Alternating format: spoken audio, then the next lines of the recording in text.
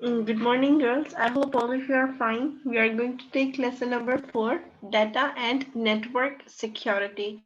Page number from 104 to 107. Lesson number 4. Our objectives that how to protect our network and our file safe from any external danger.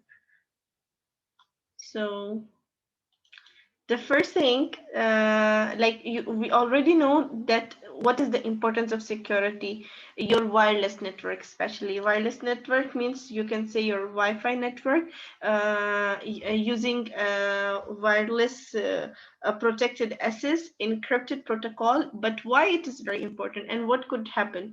The first thing that always comes, that what could happen if you left your network unprotected, or if you use another encryption beside WPA2. So first, what is WPA2? WPA is Wi-Fi protected access. First, let's see what could happen. Okay, if you left your Wi-Fi unprotected with no password required to connect, there is a Wi-Fi, you don't need to connect any password with it. You can say free Wi-Fi or open Wi-Fi. So what will happen? The most obvious result that would be that anyone in your Wi-Fi range would be able to connect to your home network and use the internet connection. This might make your neighbors happy, but it would severely slow down your own internet surfing speed due to many simultaneous connection by other user around you. For example, you just don't put the password on your Wi-Fi. So what happened? All the neighbors around you, they will use your Wi-Fi, and your own network. When you want to use it, you will feel it slow down. So why? Maybe someone is using your Wi-Fi network. Or there is another reason, that it is an unprotected wireless network. Data is transmitted unencrypted between your computer and your router in plain text. So anyone in the range of your Wi-Fi, if the one who knows the knowledge about it, they have the tools, they can read your chat messages, your emails, your passwords, website you visit, and everything. So as you understand, this is a huge risk to your privacy. So you should always encrypt your wireless connection. You have to always keep the passwords around your wireless connections, that are very important. Now, second thing, that it is clear that we should use Wi-Fi encryption. Let's see why you should use WPA2, wireless protected association, to specify, and not only the other options available. So let's see.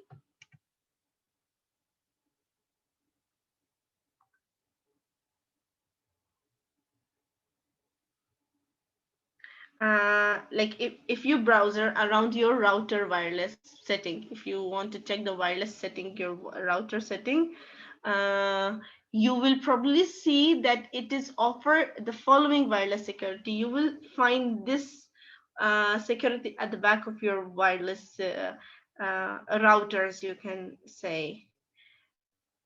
Number one, that it is unprotected. You have to be avoided in all the situations. The first one, encryption, unprotected. Second, WEP, WPA, and WPA2. So the first option is out on the question, that moving on WEP. WEP, where equivalent privacy, is an older encryption standard that is also use password like WPA. It's also have a password. We use it, but the most common which we are using is WPA. It's the next one, that Wi-Fi protected access. It's fixed a lot of Wi-Fi unnearability, and it's a bit more difficult to crack. Nobody can easily crack it. Nobody can easily steal the password. It's a bit tricky, you can say. And it is latest and a strong wireless security. Almost all modern modems or routers support it, and you should definitely use this option to protect your home network. So in our homes networks here right now, like STC or Mobile or any other, we all use WPA networks. WPA Wi-Fi protected access. While WPA2 is very secure also, the number fourth option, WPA2, it is also not cracked proof. However, it take a very long time to crack, from days to week. So from your home network purpose, you should consider the safest option. The last two options are the safest and mostly we'll consider it in our home. Understand? Yes, teacher.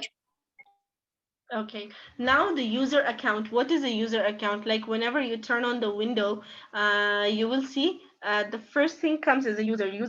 Who's the user? The one who's using the laptop or the computer. You are the user.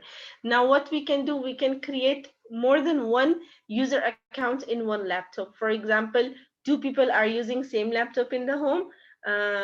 You can say that one is Layan and one is Layan's sister. So both have their own privacies. They want to keep their files secret from each other, maybe. So this is the privacy of each and everyone.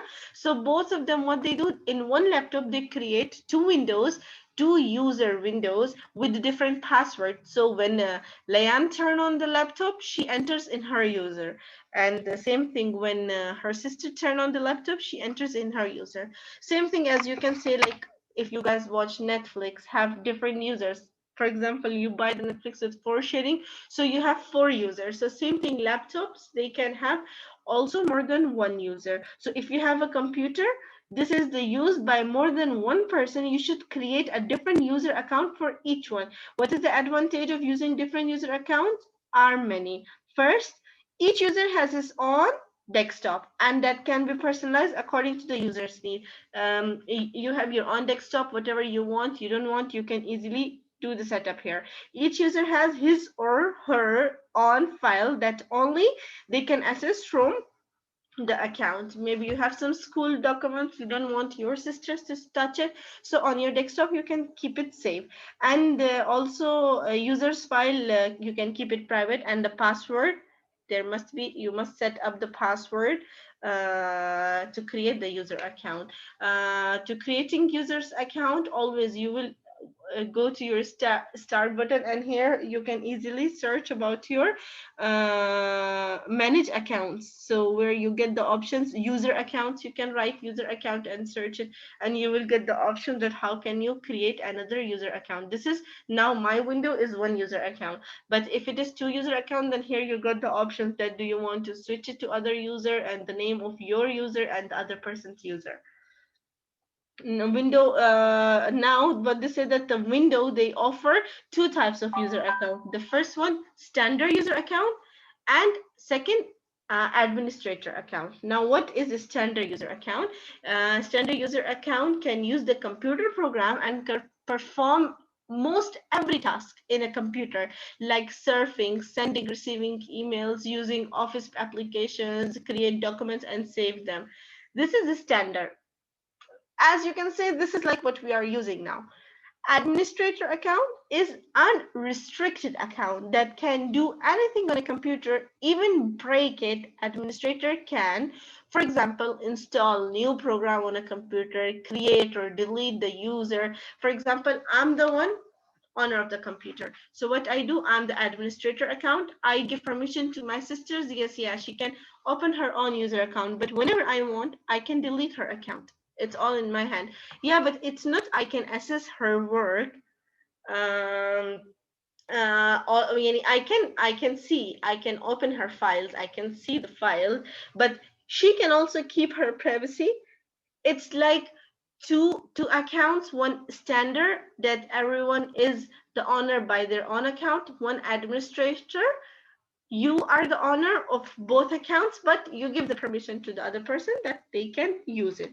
So the best practice is that the person that use the computer should have a standard user account and use it their own work and everyday task. An administrator account should exist only by the user when you want to install or delete a program, or not for surfing the web, just installing, deleting the program. Why this is because just the administrator can also install the virus, or they can delete some important files which render the computer unusual. So the standard user does not have the power to destroy the computer. So it is safe and use a standard user most of the time. Sometime what happened, like if you use the administrator account, maybe you are mad from your sister at that time because you are mad. You destroy all her work, you delete her work. So that's much better. Use standard. So in any case, you are responsible for your, and they are responsible for their account. Understand? Yes, teacher. Yes, teacher. Okay, now protecting against malware. Now, malware is what? It is a genetic term of a computer program or parts of a program that is designed to harm the computer or its data. There are some types of viruses. Malware is by itself a virus. What happened with malware? Like it, if you have a virus in your computer, then they start destroying your stuff, maybe stealing your stuff, maybe you can't work properly, lagging or hanging your computer. So there are many types of viruses, but most common are malware virus or worms. You may also hear about the famous virus in the news or movies. Like if you watch some movies, you see some big viruses come into the game and they destroy all the computer systems and software. So this things is happening in real also. For that think you mostly like, or you, if you ever hear about the antivirus, what they do, they protect your computer from viruses, different type of viruses. So mostly all the new computers nowadays or laptops, they already have at least a trial version of antivirus for a month, or the later you need to install or upgrade it. So viruses can easily come to your computer. It's just maybe when you open some websites or through some emails, they can easily enter into your computer. So if we learn more about some computer viruses, so computer virus is what? It is a set of computer instructions that self-replicate. A virus can be a computer program or a piece of code, just part of it, a computer program file. What, when you're using some time, when you are even watching a movie, you get many advertisements. You click one link and advertisement open. You click another link, advertisement open. Each time when you click any of the advertisement, we don't know, but sometimes it may have virus inside it. When you click it, just by just one click, the virus easily can access or enter into your computer, and then they can start changing, moving your data, or do different kind of destructions in your computer. So the first thing that, like, the process of making sometime what happened, the computer automatically making the copies of your own, like you have one document and they are creating a copy. So they can say that the process of making copies of itself, virus can use up all available memory in your computer, all the memories you have it in your computer. This can slow your computer down or sometimes prevent other programs from running at all. Or most viruses also contain codes that, like, sometimes destructive to your computer or someone else, your computer or someone else. So it can destroy or change your data, change your system setting, and send out confidential information. How viruses can spread? That's the question always come. Yeah, so most viruses, they require human intervention to start a replication. So you maybe trigger a virus to begin replication when you click on an infected email attachment. So whenever you receive an email, don't just direct email, especially from unknown person. Don't just open the attachment. Once a virus is activated, it can create and distribute copies of itself through emails or any other programs. So your machine can be infected by a virus. There are some things that can easily infected by the viruses are the CDs, share infected CD. For example, I have a CD that already have a virus and I give it to you. When you insert it into a computer, it's easily spread. Download some program from internet or some software, you download it without the knowledge and you download the virus by itself. Open infected email. You have an email, you just open it and you don't know that there is a virus in it. So don't open any unknown emails, or even open infected files, or USB. You take my USB, put it into your laptop. Maybe your laptop have virus, it's come to me, or my laptop have virus, it goes to you. Or plug into the USB sticks. So be very careful whenever you plug any device to a USB stick. So it is important for you to understand that once a virus infect a file on your computer, it replicate and spread to other file on that computer. So if, however, this particular machine is a part of a home or business network, it can also infect other computers or other networks. Now, the type of virus that I said about the worm, what is worm? Worm are often confused with virus, but worm has ability to travel alone. Virus required human a virus, they require the human intervention to start replication, but a worm can make copies of itself of a network or move by itself using email without your help. So worm is usually a standalone program. A worm transmits itself between machine across a network. A virus attaches itself to file. When a virus copy itself, it is copied itself to other file or the same machine. So you need to do some protection measurements. So to protect your computer and your home network against these threats, you should make sure that you have an antivirus program installed in every computer. Microsoft Security Essential, it is highly efficient and light virtues that protect and silent with no annoying pop-ups. Plus it's free. You can get it if you have a new Microsoft Windows 10 and 11 easily from here. Just need to search Microsoft Security Essential and you will get the details. Or Microsoft Firewall also enable. You need to enable it. It is from your control panel, start button, go to control panel, and there is Microsoft Firewall Essential. Your computer are updated with the latest security fix each time. Update your window, open, enable window firework and Microsoft Security Essential. This is free in our computers. We can easily do it.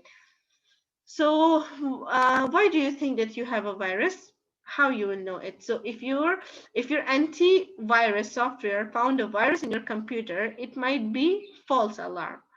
um, Here I'm going to tell you like some common false alarms. What virus is not in a list of a common virus? This is maybe the notifications you get. Or virus is found in memory only and not in any other file. You have more than one antivirus softwares in your computer, or the antivirus doesn't name the virus itself.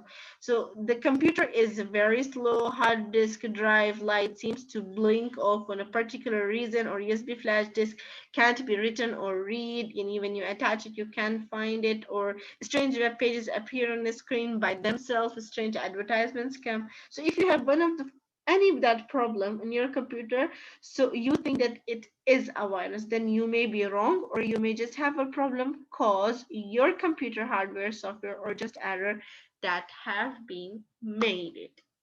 So do you guys understand? I hope so. Teacher. Teacher.